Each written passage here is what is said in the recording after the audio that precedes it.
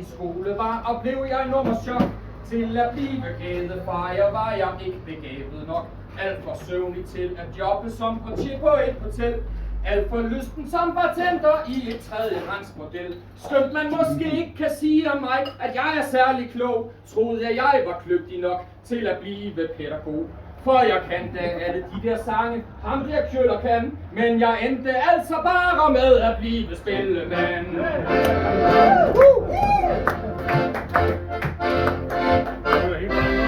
Jeg begyndte som avisbud for at blive millionær, men det kneb med begge dele, millionerne især.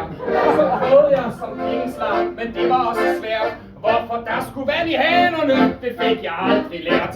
Man kan altid blive lærer, har min moder altid sagt. Men så skal de unge underskrive en ikke-angrebspagt.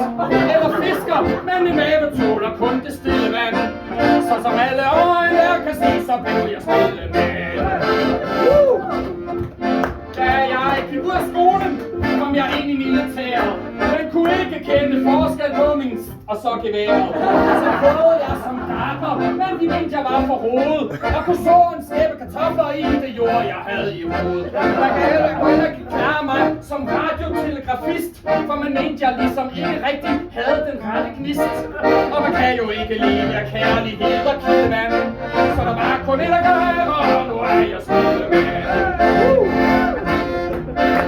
Da jeg var 8 år, så kom jeg på institution, for man mente jeg ligesom ikke var rigtig ordentlig oven i roen.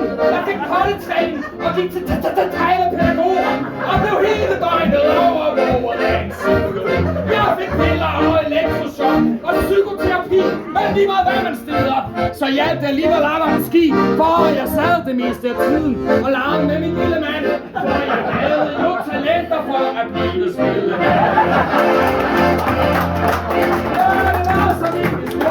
Og det er de første har både sandheden og vide og kan give det rette svar. Hvis I hører en ældre dame sige, jamen lille mand, hvorfor er den unge herre bare blevet spillemand? La la la la la la la la la la la.